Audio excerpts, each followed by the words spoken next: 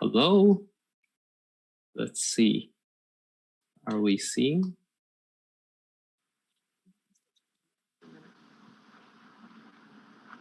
Hello, everyone. Is the camera on? Oh, excellent. The camera is on. Hi, everyone. Thank you very much. Wherever you are, I think it's a good morning or good afternoon or good evening. My name is Chris, and I'm the CEO of UniCask.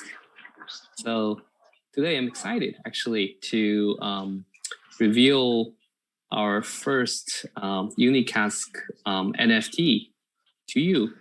And please, because we're on YouTube broadcasting, you can throw in any questions into the YouTube chat, and we'll answer that later on. And today we're also happy and very excited to introduce our partner, Director of Kingsbury, Gordon Wright, and later on I will bring him in to this YouTube broadcast.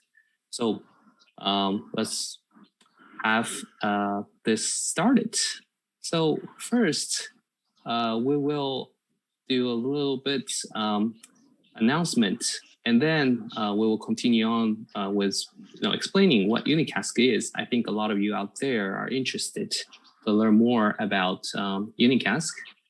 And then actually we are going to connect to Gordon, who is actually at the site of where our UniCask first Genesis cask is stored at.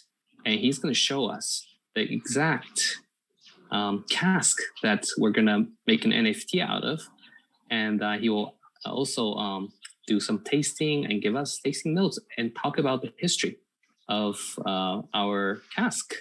So please bear with me. We have 1 hour. So let's go next. First, because a lot of you probably already knew that we had our Twitter campaign.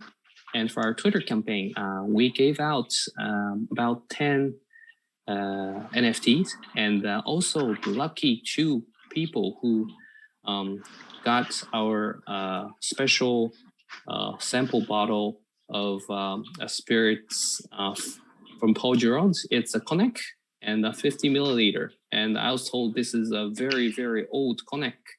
And the 2 lucky people that we have is Trader Tanuki-san and Alex A21186881. So thank you for participating in our events, and congratulations. And today also we have more NFTs to give away, and also one more this. Well, according to our partner, this is about over $100 US for just a small bottle. We're going to give out another one of those to people who participate. And so please use our live soda to participate and send out hearts and casks. And, if you don't know how to use live soda, then probably refer to our Twitter. You can find out how to use it. So let's go ahead and let me talk about UniCask. Well, what is UniCask? The simplest way to think about it is that UniCask is really using the NFT to democratizing the ownership of whiskey and spirits. So what is the difference before we have this NFT and blockchain technology to NFT UniCask casks is because in the old days, well, even till now, the whiskey ownership was also only limited, special whiskey cask ownership, right? It's only limited to the rich and connected few. A single cask can be like 250 liters or 500 liters, can cost hundreds, thousands of dollars. And, if you don't know people to buy it, you still can't buy it. But at UniCask, what we offer is whiskey ownership for everybody, which means that you don't have to spend hundreds of thousands to buy a cask. You spend a lot less, but also only own a portion of the whiskey cask. But then you can own many more whiskey casks. So I think this is our unique model and our unique technology get to offer. And then you are able also to trade that portion of the whiskey that you own to other people. So that make it more fun. And this is the overall system chart of our UniCask. I think, you know, in the YouTube, it might be not so clear, but you get the idea is that what we have is a system where us and our partners will keep the physical cask with the whiskey and spirits in our warehouse. And we then issue a digital cask NFT. So whoever buys the whole cask NFT or a portion of the cask NFT, sometimes we break into 100 portions. So each person can buy 100th of a cask. Then he or she can either keep it or he or she can sell it on other marketplace. I think we're able to sell on OpenSea as well. So then that way, what you get is that you can always buy your favorite cask without worrying that later on, when you need the cash, you cannot get the cash back and sell it elsewhere. So this way, there is liquidity for you.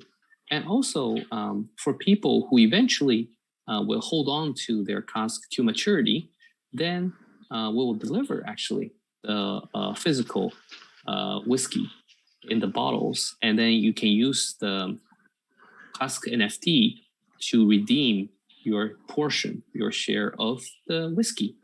And whether it's a fraction of the cask or whether it's the whole cask, it's always redeemable at the time that we fix. So this is the whole system. And if you have more questions, please throw them at the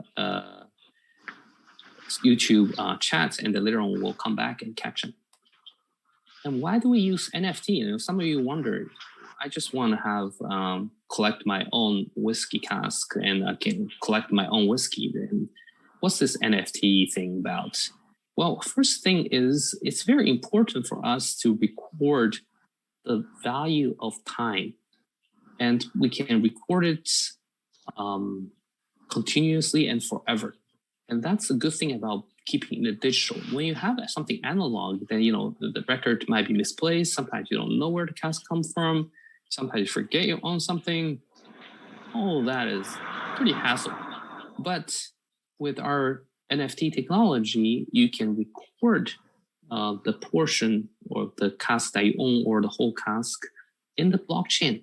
And blockchain is untamperable, and blockchain is very secure. So all that you're able to record while your whiskey is sitting inside the cask, aging and getting better and growing value. I think that's the beauty of it. So in this system, really is that you don't have to worry about anything and just keep it, the ownership in the digital form, and the cask itself just keep aging and get better. And also, we call it the recording of the culture and truth. You know, in Japanese culture, there is the artifacts, and then there is the nice porcelain plates like this one. They always accompany it with a good package, and the package itself has the artist or manufacturer's comment and the date and the history in it. And together with this writing in the package and also at the artifact itself, the package itself is valuable, not just the artifact itself, but the whole package together. And I think UniCask acts as a package or a digital package for the physical assets, such as this whiskey cask. And with this digital package, you basically can prove the history and existence of this cask to anybody in the digital space, and also in real space if you have devices, smartphones. And this is easily provable as well. So this set can make the cask even more valuable. And of course, this is also a way for us to learn and to keep those history and the data. And this time, because we're announcing this UniCask, is because we are setting the UniCask NFT 2.0. Actually, earlier this year, we have already sold whiskey casks managed by UniCask NFT. Now we're doing is we are actually splitting the casks into smaller portions. Usually we're setting into 1/100th of a portion, and then we're selling to individuals who can now afford a cask or portion of a cask without buying the entire full cask. And then this way that also we can build a community, people can interact with each others. And then we added some gamification so that the cask ownership can be very, very entertaining.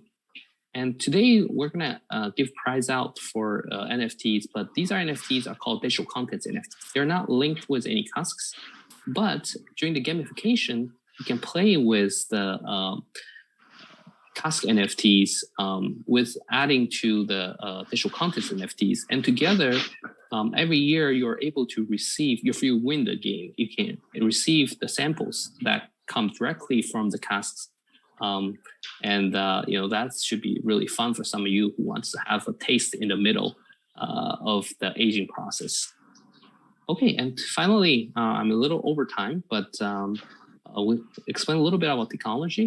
So right now we're on the Ethereum blockchain, but now we have partnered with the Sheet and Aster public blockchain and also Taraxa blockchain, and we're interested to add more blockchains to our multi-chain support.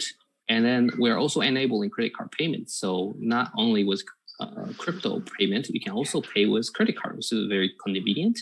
And we'll make secondary distribution on multiple marketplaces, especially on OpenSea. Now it's the biggest. And then we also are adding the sensor data that we get from cask management to the blockchain as well. So these are the future goals for technology. And now, finally, let me reveal our cask for Genesis cask, or the #1 first cask. And this is a very special cask stored at Kingsbury's warehouse. And this single malt Scotch whiskey is produced by Springbank and filled in the cask in 1991. So it's 30 years old already. It's a 250-liter hogshead container. Now it contains about 112 liters of whiskey. And of course, as you already know, every year that amount will decrease due to angel share. I think today we especially want to have Kingsbury's director, Gordon Wright, to explain this cask, and then we're going to see this cask. But he's actually the right person to do this because he is actually from the founding family of Springbank. So he's have all the history, and he knows all the interesting things about them that we can ask about. So now, please let me introduce the director of Kingsbury, Gordon Wright, and maybe he can join us on this live streaming. Gordon, can you hear us? Can you see us? Yes. Good afternoon. How are you? Good. How are you? I can hear your voice clearly. And I think your review, you're coming out. Great. Yeah, I can see Gordon now is under the Kingsbury banner, and this is your warehouse.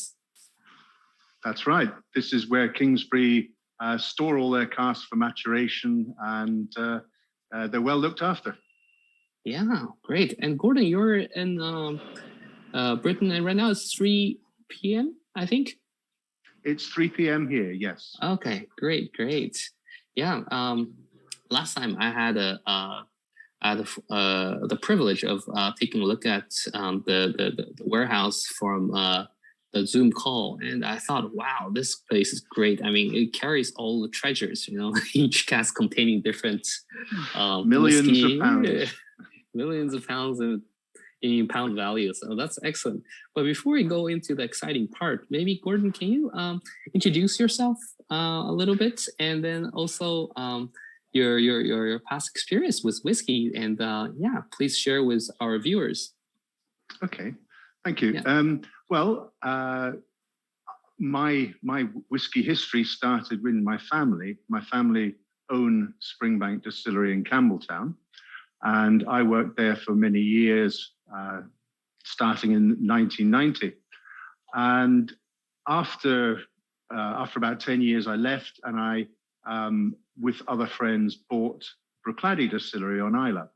And we successfully built that up and eventually sold that to the French company Remy Cointreau. I then moved on, and I have various interests in whiskey, from bottling and selling to whiskey broking, and obviously my work with Kingsbury. Wow, interesting. So at Kingsbury, I assume that Kingsbury has all sorts of very valuable, expensive, and tasteful whiskey stored in the warehouse. They do. We have built up quite a selection, of which this Springbank here is just one. But there's many casks from many different distilleries. Okay, nice.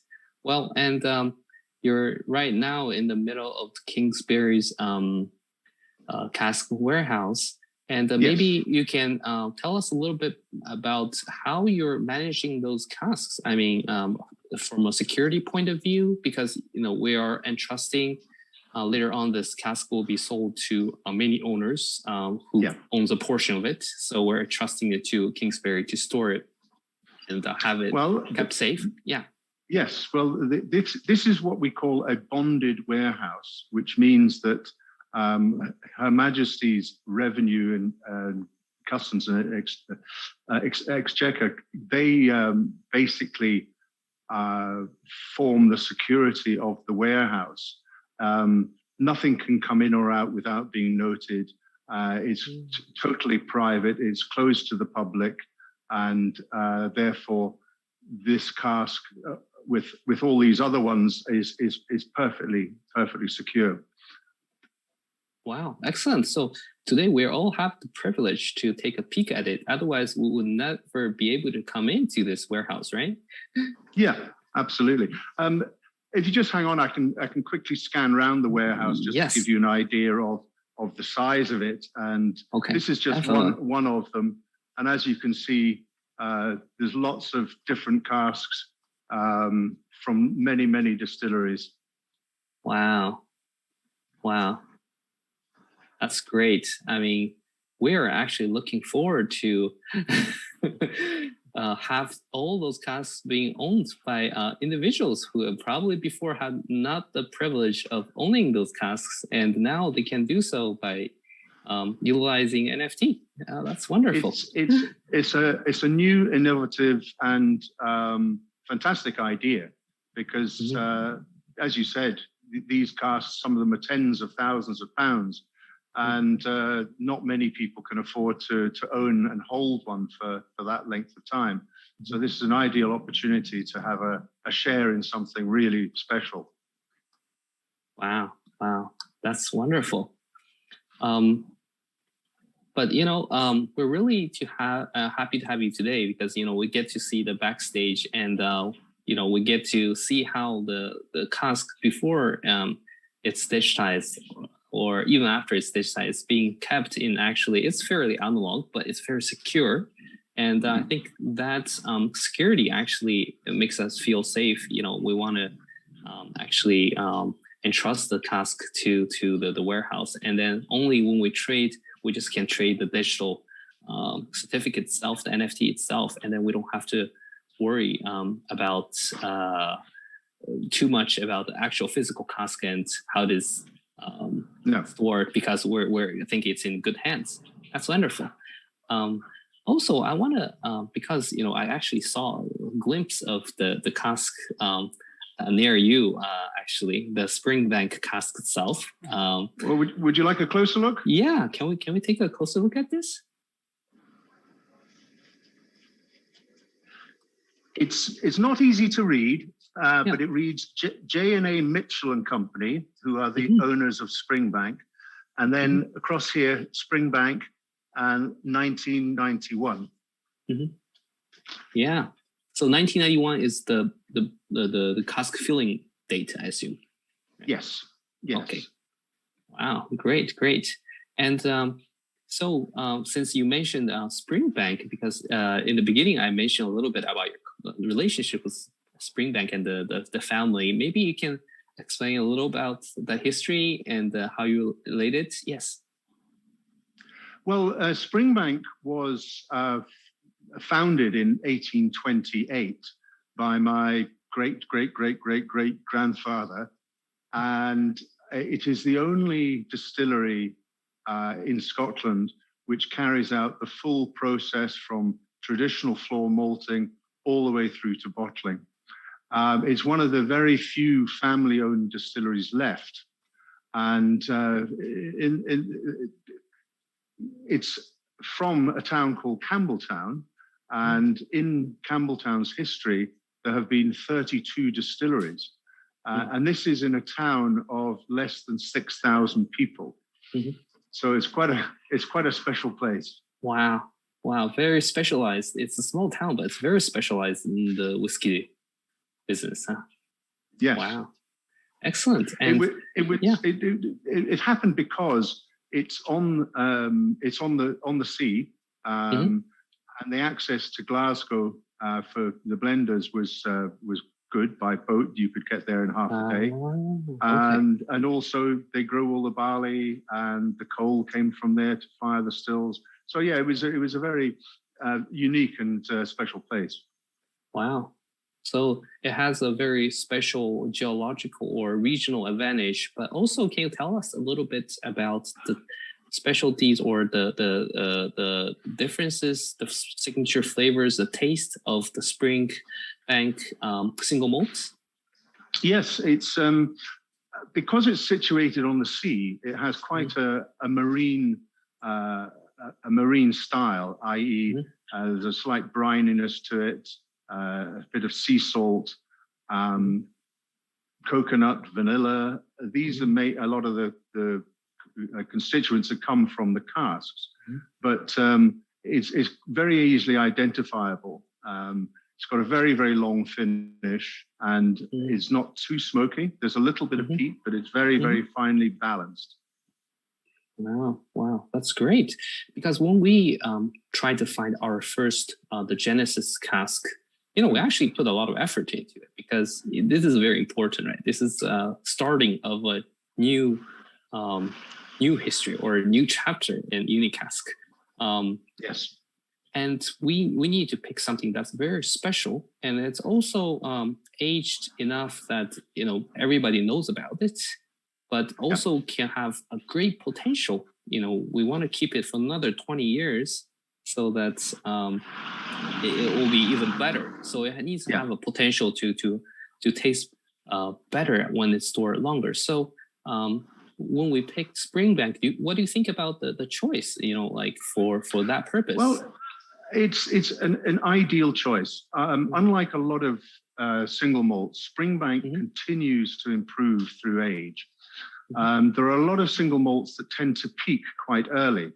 For example, everybody knows that Macallan is at its best at 18, and 25, it's getting a little bit tired. Springbank has the ability to go, 20, 30, 40, 50 years and still taste remarkably fresh and lively. Wow. So I guess we picked the right cask for that purpose. Absolutely. Wow. Yes. Wonderful.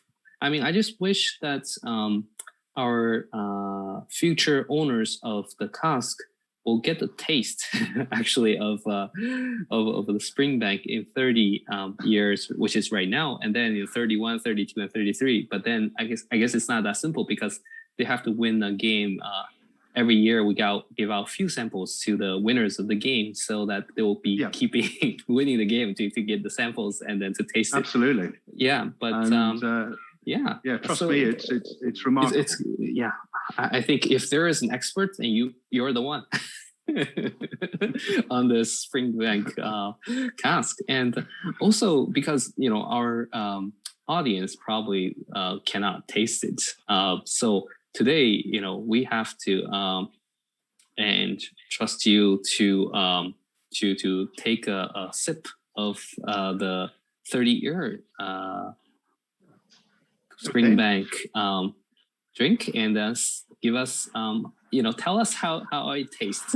Hopefully we can find interesting. Yeah. You can see it's got a lovely deep golden color. The nose is very fresh, quite fruity. Yep. You can smell the sea salt.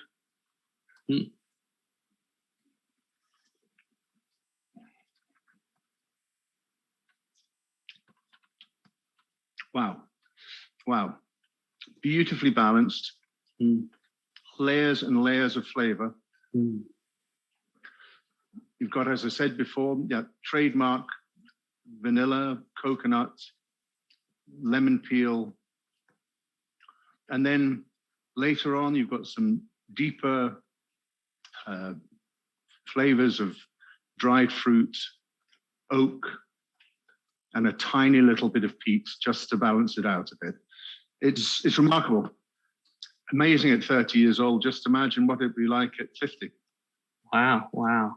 So even at 30 years old, it's quite rare, isn't it? Yeah.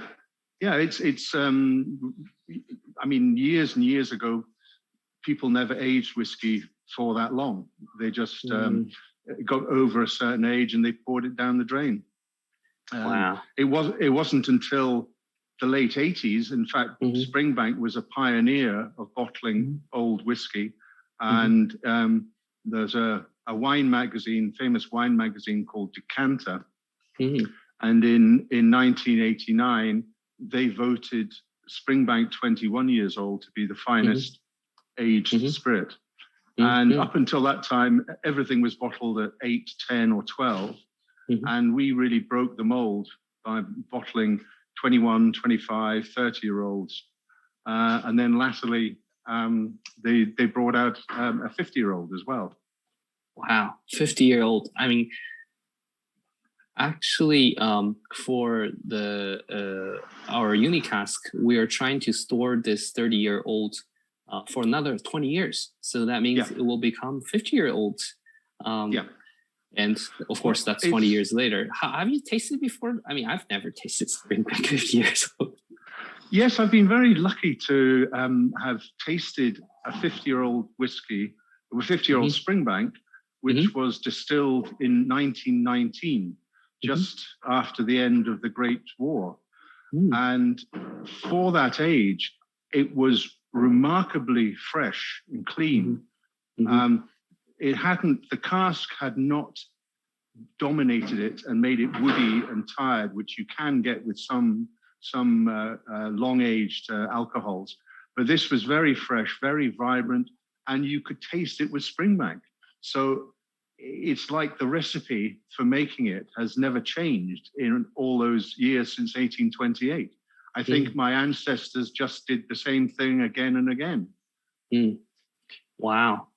So you made me want to drink that.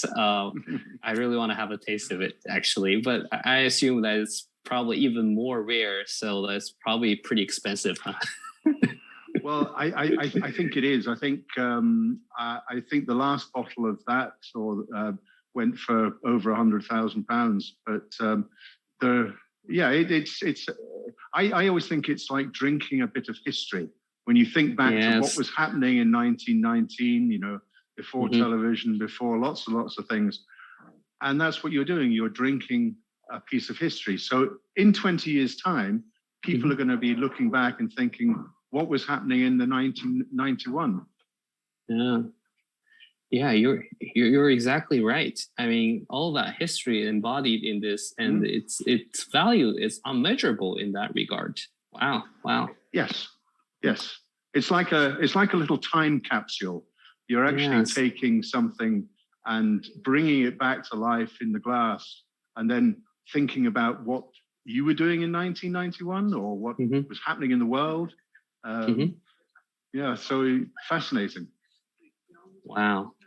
Yeah, think about 1991 and the future, and now we have this technology called blockchain that can use NFT to actually record the data, and even in the future that some of our activities might be more on the digital space, but this mixture of the physical cask and also the digital NFT embodied into one as a UniCask NFT will definitely be the first of its kind, and for the future to come. And also, I think that's the history that we're looking forward to. As you explained, it's the time capsule, right? It's the time capsule that we're keeping.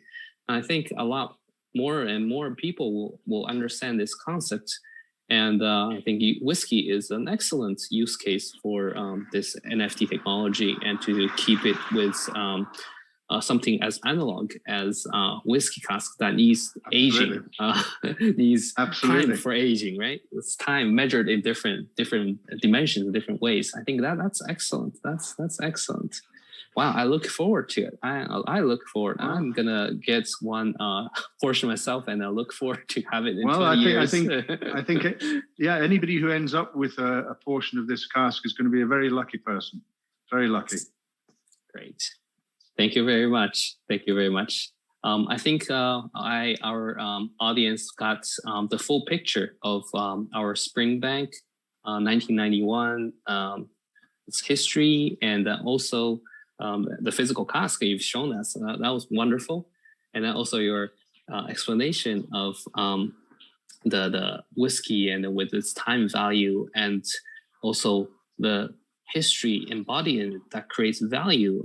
That was excellent. And of course, finally, your tasting notes, and that was very good and insightful. So for us to have a little imagination to think about, what that would taste like if we had that sample in our hands. So that was excellent, Gordon. Thank you very much. If you have anything last words to say to the audience. No, as I say, I think I think owning a fraction of this cask here will bring you an awful lot of joy and satisfaction, and then eventually you'll get to taste it at 50 years old. And what could be worth waiting 20 years for than having an opportunity like that? Yes, that's excellent. Yeah, that's exactly what I think. Yes. Thank you very much, Gordon, for the insightful information. Thank you very much. Thank you. Cheers. Thank you. Have a nice day. Bye-bye. Cheers. Bye-bye. Thank you. Okay. Great. Wow. Thank you, Gordon, for coming in and give us an insightful talk. And I think, let me, Gordon is still on the phone. Maybe you can mute. Let's see, you can mute Gordon. Okay. Oh, that's great. So we are onto our next stop, which is we take any questions. And let me take a look actually at our YouTube chat, because during our live broadcasting, we couldn't really look at it. So we had Liner David, congratulations, very interesting, thank you. And great, soy source, I like Scotch, great, good for you. I think I like Scotch too. We are starting with Scotch with this excellent cask, and I hope you like it. And then we have, yes, there's definitely tons of cask. And yes, and this is, actually I thought so too, it's a beautiful color, because a lot of the whiskey, because it's not aged or it's of its particular type, are having their caramel colored. So, and this one is actually cask strength original from the cask. So it's the original color, and it's amazingly beautiful. I think it's because of its 30 years old of aging. So that's great. And oh, great. So we put on the 1991 data, and it sounds like it looks like it's a very expensive bottle. And hopefully in 20 years, I hope that the portion of the UniCask Genesis will be as valuable, if not more valuable than that. So, and then there's a question, what about cognac? Oh, okay. So yes, cognac, very good question. We start with whiskey, but we definitely have cognac. And first we started sending out samples of Paul George's samples for very, very old cognac. And later on, we'll have our cognac stored and then also sold in portions. And I think you should be looking forward to it.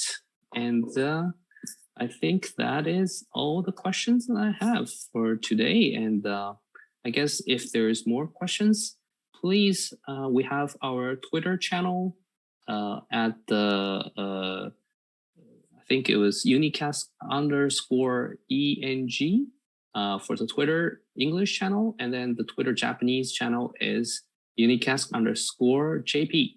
And we also have our Discord, if you can find us. If you can't find on Discord, you can find it on this Twitter, and then jump onto Discord. So that is pretty much what we have for today. And thank you very much for listening. And hopefully we have more events coming out. And I think we're looking forward to have you for the next event. Overall, thank you very much. And our staff reminded me, we actually have the winners for the prizes that we give out today. For the NFTs, we have NFT Man, Mo Bio, and Hashi, and Kobe, I think in Japanese katakana, Kobe. Thank you very much. And you're the lucky winners for the NFT today. And for the final prize of the cognac, the physical alcohol, the physical cognac, we will release that information on our Twitter. So please check out the Twitter, and if you're the winner, and please give us your address so we can send it over.